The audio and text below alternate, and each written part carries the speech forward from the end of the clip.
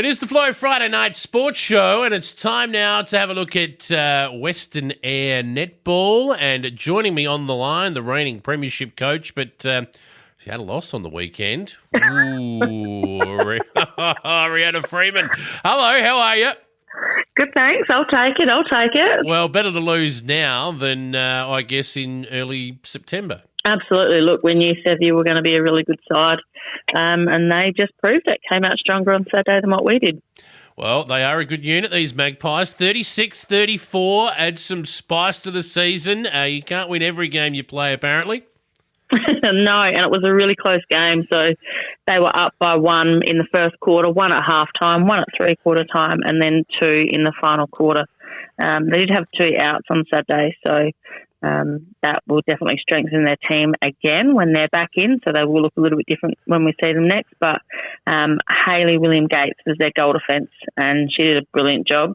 We sort of swapped our goalies around, and she did a fantastic job on whoever she stood. And probably for us, Rochelle Wheaton, she played goal shooter. She had a beautiful game, nice and steady back there.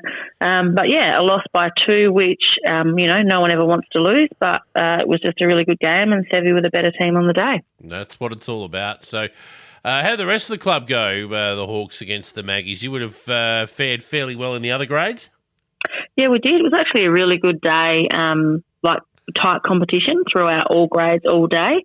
The B grade, which was probably the clash of the round in the B grade, the two top sides playing each other. Hawks come away by, I think, 5 or 6 goal win, and that was an absolute cracking game. Quite tight scores throughout the whole day in both the C and D grade. Junior B had a win, Junior A had a win, and in the Junior C, which is like a little ones, and I've got a daughter playing in that, so I watched that full game, and what a fabulous talent on both sides. It was such a good game, and I love seeing how that age group improved. Stevie came away with that one with a 1-goal win. Yes, and a happy birthday to Mini-Me through the week, I believe. Very, yes, very was much. 10. Yeah, very much Mini-Me too, just quietly. Yeah, she's just a red-headed version of me. The little firecracker turns 10, so happy birthday to you. And I'm sure she'll be out there again running around this weekend. Absolutely, she loves it.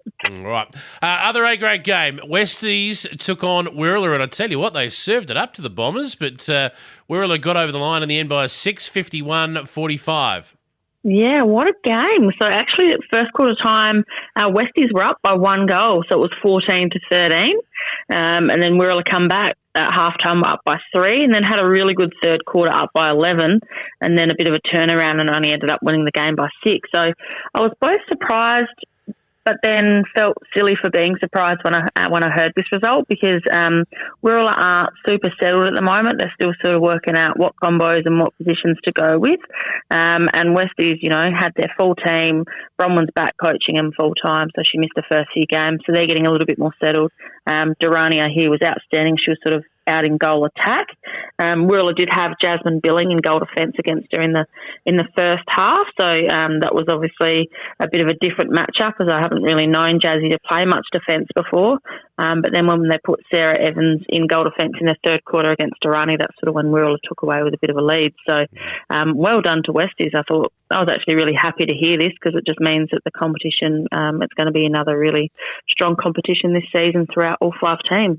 Yes, that is correct. And, everyone's played everyone by the looks of this now. I'm looking at the ladder. Everyone's played 4 games. So, for those like myself who are a little OCD-minded, the ladder is perfect. We go it is. It looks real good. It does. 8-6-4-2-0. Just the way I like it. So Thevi on top, undefeated yourselves. The Hawks there, 3-1.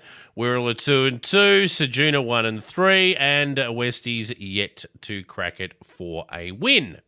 Yeah, it just sort of also means that it's anyone's season, really. Anyone can pull out the stops, and the 4's within reach for everyone. So should prove to be a good second round all round. It will.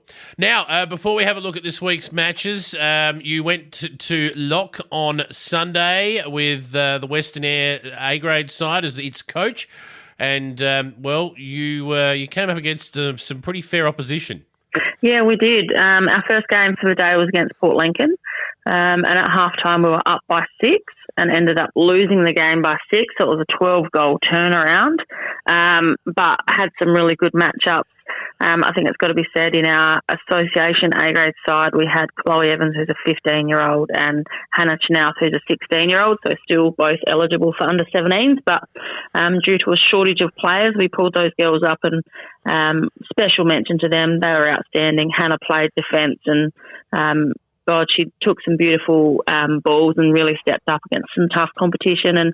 And Chloe Evans was also fantastic in goal. She's always reliable. And I think it's got to be said that Alana Beard and Sophie Kellett both, again, made the top 10 of the carnival. So well done to those girls. Good stuff. All right. Well done, girls. So Western Eyre always punch above their weight division in this sort of competition.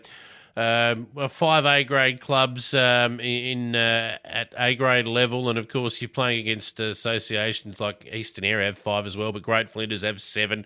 Down in Lincoln these days they only have 4, but that's because they've got half a bunch that don't want to play in the A1 comp down there. So they've got plenty to choose from as well. Don't worry about that. So you're always punching above your weight division there. Yeah, and look, I was super proud of the girls. They did a great job, and as a collective, we took all sides down. I don't think any of us actually came away with a win, but the under-13s Division 2 only just lost every game by 2 or 3. Under-17s had a few beatings in the first half of the day, and then got better as the day went on. Dakota Ware and Jasmine Hoffrichter really improved in defence, and under-15s Division 1, extremely versatile team. Rose took the opportunity to try a few different positions and try and work out who plays where, and I think Maddie Evans from Wirral really stepped up. She plays both ends. So although there was no wins for Western Eyre, it definitely brought a lot away from it, and it's just a good stepping stone leading up to Country Carnival. It is. All right, let's have a look at round 6 of matches in the A-grade competition this weekend. Now, I think this has got to be a glitch in Play HQ, because there is no way that Sejuna are hosting the West Coast Hawks at Penong. No, they're most definitely not. So it is Blues versus Hawks at Sejuna, so at Blues home ground. So don't anyone head out to Penong to watch that game. No, you won't. So it's not a neutral venue. It's the Blues home game, but I still think your Hawks will win. First, that was for sort of first game of the round at the start of the year, and we did have a very convincing win against them the first time by 37. But that was a completely different team. We were more or less playing their B-grade side. They've got a lot of ins from then. I think this will be a really close game and a really good game. We've now got Shannon Johnson up in our A-grade permanently. She played at lock and was outstanding. So she'll be a good in and a solid both goalie and probably a bit down the defence end for us. So I'm looking forward to see how she performs on the day. Obviously, I'm going to back Hawks into this one, but I actually think it'll be a really good game. It'll be a cracker. The next one will be a beauty as well. Thevenard cruising at the moment, undefeated. The Bombers, well, if they want to challenge for the flag again, these are the sort of games they're going to have to win at some point. So, look, Thevenard, you would be game to tip against them at the moment. You would. So they won the first time they met by 2, so that's Sevi. And they've got Nikki and Marnie back in the side this week, so that will make them even stronger.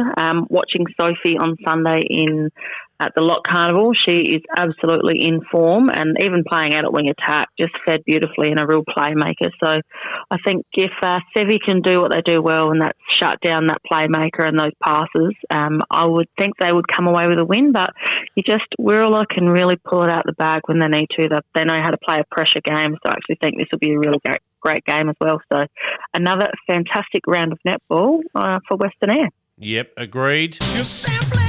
You didn't even mention her. How do I go through a whole segment without playing that? I do apologise.